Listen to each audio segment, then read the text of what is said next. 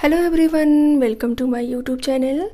Today we are going to know about the Vedic age or Vedic era. In the previous lecture we had already covered the prehistoric age and the Harappan culture. Now in this lecture we will study about the Vedic age. सो वैदिक as क्या है या वैदिक era क्या है, Aryans क्या है, Aryans के से रिलेटेड थ्योरी क्या है, आर्यंस के माइग्रेशन कहाँ से हुए और वो इंडिया में कैसे आए, ये सारी बातों को हम इस लेक्चर में पढ़ेंगे. सो आपसे रिक्वेस्ट है कि प्लीज़ इन तक वीडियो को देखिएगा तो आपके लिए फ्रूटफुल होगा. आप कोई भी लेवल का एग्ज़ाम दे रहे हो तो आपको ये नोट्स हेल्पफुल होंगे. आप चाहें तो इसे नोट डाउन कर सकते हैं अपने नोट्स में या इसे जो है रिवीजन कर सकते हैं वीडियो को देख के, ये आपके मर्जी के ऊपर है. चलिए आज हम इस लेक्चर को स्टार्ट करते हैं. फर्स्ट है हमारा कि वैदिक जो टर्म है, वैदिक टर्म को कहाँ से डिराइव किया गया है. वैदिक टर्म का डिराइव किया गया है वेदा वर्ड से, जिसका मीनिंग है नॉलेज. यानी कि वैदिक टर्म लिया गया है वेदा वर्ड से और उसका मतलब है नॉलेज यानी कि ज्ञान. फिर नेक्स्ट है हमारा कि वैदिक और Aryan civilisation developed after in India. ये इंडिया के केस में बात हो रही है, ठीक. तो वैदिक या आर्यन कल्चर का डेवलप्ड किसके बाद हुआ था? इंडस वैली सिविलाइजेशन के बाद हुआ था. देखिए इंडस वैली सिविलाइजेशन के क्या है और उनकी सारी चीज़ों को पढ़ने के लिए आप प्लेलिस्ट से जाकर लेक्चर देख सकते हैं तो आपको ईजिली समझ में आ जाएगा कि इंडस वैली सिविलाइजेशन क्या है, किसके बाद स्टार्ट हुआ और उनकी इकोनॉमिक, सोशल, टाउन प्लानिंग सारी चीज़ों को आप जान पाएंगे. तो वैदिक कल्चर या आर्यन सिविलाइजेशन कब स्टार्ट होता है? इंडस वैली सिविलाइजेशन के बाद, भारत के केस में. यानी कि भारत में जो इंडस वैली सिविलाइजेशन के बाद ही आर्यन सिविलाइजेशन आता है. अब नेक्स्ट आता है हमारा आर्यंस, कि आर्यंस क्या है, उनके ओरिजिनेशन कहाँ से हुई, इन सब बातों को हम जानेंगे. कि आर्यंस क्या है. आर्यंस की जो मीनिंग है उनका ग्रेट और हाई बॉर्न, यानी कि महान या उच्च कोटि में जन्म लेना. तो ये आर्यन शब्द का मीनिंग है. नेक्स्ट पढ़ते हैं कि आर्यंस के बारे में ही, कि आर्यंस की हिस्ट्री कहाँ से जानने को मिलती है. The Aryans history known from the Vedas, यानी कि वेदास जो हमारे हैं, 4 वेदास, ऋग्वेद, यजुर्वेद, सामवेद, अथर्ववेद. तो इन चारों वेदास से इनकी हिस्ट्री जानने को मिलती है. नेक्स्ट है हमारा कि मेनी थियरीज, बहुत सारे थियरीज इनके ओरिजिनेशन से रिलेटेड प्रोपाउंड की गई यानी कि बनाई गई हैं. देखिए many theories, homeland of Aryans. Homeland of Aryans यानी कि आर्यंस के घर कहाँ पे है, यानी कि आर्यंस का जो ओरिजिनेशन प्लेस है वो कहाँ पे है, वे कहाँ पे ओरिजिन हुए थे. इस पे बहुत सारी थियरी दी गई हैं, लेकिन बेसिकली 2 थियरीज के बारे में हम जानेंगे जो हमारे लिए बहुत इंपॉर्टेंट है एग्जाम पर्सपेक्टिव से. पहला है कि Arctic region theory. Arctic region theory को दिया था बाल गंगाधर तिलक ने. उन्होंने इस थियरी के अंदर बताया था कि आर्यंस का माइग्रेशन इंडिया में हुआ है आर्कटिक रीजन से. उनका जो बर्थ प्लेस है वो है आर्कटिक.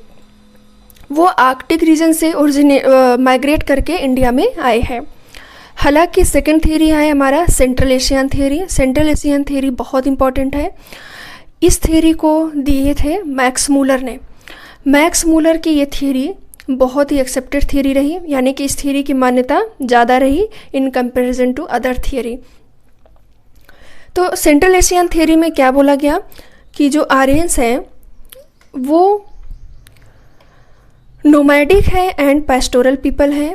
यानी कि वो क्या करते हैं, वो एक्चुअली क्या करते थे कि गायों को रखते थे, गायों का पालन करते थे और हॉर्स राइडिंग करते थे. तो जब गायों का पालन करते थे, गाय को चराना ये सारी चीज़ें करते थे, तो वो एक जगह रुकते ही नहीं थे. एक जगह से जैसे जैसे गायें आगे बढ़ती जाती थी वो भी आगे आगे बढ़ते जाते थे. उनका कोई परमानेंट घर नहीं होता था. तो इसलिए इनको बोला गया कि जो आर्यंस थे नोमैडिक थे, यानी कि चलने वाले लोग थे, घूमने वाले लोग थे, और पैस्टोरल पीपल थे, यानी कि घूमते रहते थे एक जगह से दूसरे जगह, एक चरागाह से दूसरे चरागाह तक ये घूमते रहते थे. तो आर्यंस का ये था आइडेंटिटी, यानी कि वो कैसे थे, nomadic and pastoral people. Next है सेंट्रल एशियन थ्योरी में बताया कि ओरिजिनेट कहाँ से हुए थे ये. इनका ओरिजिनेशन पॉइंट था area around the Caspian sea in Central Asia. यानी कि एक कैस्पियन सी है, जब आप वर्ल्ड मैप देखेंगे तो आपको जानने को मिलेगा कि कैस्पियन सी जो है कि 5 देशों से घिरा हुआ है। यहाँ पे वर्ल्ड मैप मैं डिस्कस नहीं करूँगी आप, क्योंकि हिस्ट्री का पार्ट है। आप कैस्पियन सी गूगल करके देखेंगे तो जो बाउंड्रीज कंट्री है उसका लोकेशन सब चीज़ें आपको समझ में आ जाएगा। तो सेंट्रल एशियन थ्योरी में बताया गया कि जो ओरिजिनेट हुए, आर्यन का ओरिजिनेशन कहाँ से हुआ था, कैस्पियन सी के पास हुआ था, जो कि सेंट्रल एशिया का पार्ट है। नेक्स्ट है कि ये इंटर कैसे किए हमारे देश में, इनका इंटर कैसे हुआ। इंडिया में इंटर हुए थे ये खैबर पास से। खैबर पख्तूनवा आप नाम सुने होंगे, जो अफ़गानिस्तान में है। तो खैबर पख्तूनवा पास जो पड़ता है वहाँ से ये इंटर किए थे। ये हिंदू कुश माउंटेन के पास अंदर पड़ता है, हिंदू कुश माउंटेन के पास पड़ता है ये खैबर पास। तो वहाँ से ये इंटर किए थे इंडिया में। नेक्स्ट है कि इस थ्योरी को जो है अप्रूव भी किया गया था, यानी कि प्रूव्ड किया गया कि ये थ्योरी कितना वैलिड है। तो this theory proved by the bogus कोई इंस्क्रिप्शन, यानी कि बोगस कोई एक इंस्क्रिप्शन है टर्की में।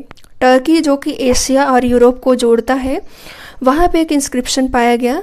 उस इंस्क्रिप्शन पे 4 वैदिक जो गॉड नेम है उनका मेंशन देखने को मिलता है। वो नेम थे इंद्र, वरुण, मित्र एंड नासत्या। नासत्या ये 4 जो गॉड है हिंदू के डिआईटी हैं, मेन जो भगवान माने जाते हैं हिंदुओं में। तो इन चारों डिआईटीज़ के नेम बोगस कोई इंस्क्रिप्शन पे जो है इनक्रिप्टेड मिला था। इसलिए इस इंस्क्रिप्शन ने प्रूव किया कि जो सेंट्रल एशियन थ्योरी है मैक्स मुलर की, वो क्या है, कहीं ना कहीं ज़्यादा जो है सच है, सही है। कि जो आर्यंस थे वो कहाँ से आए थे, कैस्पियन सी से इनका ओरिजिनेशन हुआ था। और ये नोमैडिक और पैस्टोरल पीपल थे और इंडिया में इंटर किए थे कहाँ से, खैबर पास, यानी माउंटेन हिंदू कुश में है ये, वहाँ से ये इंटर किए थे। तो बोगस कोई इंस्क्रिप्शन इसको ऑथेंटिकेशन दे देता है। देखिए यहाँ पे दिया है कि the DIT had also worshipped by Indian Aryans. जो ये 4 डीआईटी के नेम दिया है, इंद्र, वरुण, मित्र, नासत्या, ये चारों डीआईटी इंडियन जो आर्यंस है, यानी दो आर्यंस के नेम आपको देखने को मिलेगा। एक मिलेगा ईरानियन आर्यन और एक मिलेगा इंडियन आर्यन। तो इंडियन आर्यन के द्वारा इन चारों गॉड के वर्शिप किए जाते थे। नेक्स्ट पढ़ते हैं, evidences of Aryans migration from Central Asia to India and other parts of the world. यानी कि वो एविडेंसेस जो आर्यंस के माइग्रेशन को प्रूव करते हैं कि वो सेंट्रल एशिया से इंडिया में आए और other part of the world में कैसे गए, यानी कि दुनिया के दूसरे हिस्से में कैसे माइग्रेट किए और इंडिया में कैसे आए। इन सारे बातों का एविडेंस जो कुछ मिला हुआ है उन्हें हम डिस्कस करते हैं। पहला है हमारा आर्कियोलॉजिकल एविडेंसेस। आर्कियोलॉजिकल एविडेंसेस में क्या मिला, हिट्टाइट। हिट्टाइट एक प्लेस है, एक लोकेशन है टर्की में, वहाँ के र्यून्स से मिलता है कि आर्यंस के बारे में कि ये कैसे थे, क्या थे, उनकी कुछ चीज़ें यहाँ से जानने को मिलती हैं। हिट्टाइट, कैसाइट एक ईरान में जो है कि डायनेस्टी है, बेबीलोनियन डायनेस्टी, वहाँ से भी आर्यंस के बारे में जानकारी मिलती है। तीसरा है मित्तानी। मित्तानी नॉर्दर्न सीरिया के आसपास का जो जगह है वहाँ पे मित्तानी उस जगह को बोला जाता है। और फोर्थ है बोगस कोई जो कि ईरान में है, और ईरान सीरिया इस पार्ट को बोगस कोई बोला जाता है। तो ये आर्कियोलॉजिकल एविडेंस मिले, यहाँ से बहुत सारे र्यून्स जो हम मिले वो आर्यंस के माइग्रेट होने का प्रमाण देते हैं। नेक्स्ट है फोनेटिक सिमिलरिटी। फोनेटिक सिमिलरिटी क्या होता है, फोनेटिक यानी कि अक्षरों का एक जैसा होना। तो दिया है यहाँ पे कि some word of Latin and Sanskrit are phonetically similar. Latin यानी कि जो कैस्पियन सी के आसपास में जो लिखा जाता था, जो आर्यंस ईरानियन आर्यन जो लिखते थे और जो इंडियन आर्यन लिखते थे वो संस्कृत में लिखते थे, उनके शब्दों में कुछ सिमिलरिटी देखी गई। जैसे जेंडा अवेस्ता एक सैक्रेड टेक्स्ट है ईरानियन आर्यन का और ऋग्वेदा सैक्रेड टेक्स्ट है इंडियन आर्यंस का।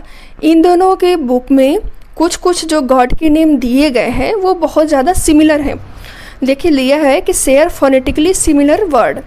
जैसे मैक्स मुलर ने बोला कि एक शब्द है the Aryans, the Aryans word का जिक्र जो है दोनों ही बुकों में किया गया है, अजेंडा अवेस्ता में भी और ऋग वेदा में भी।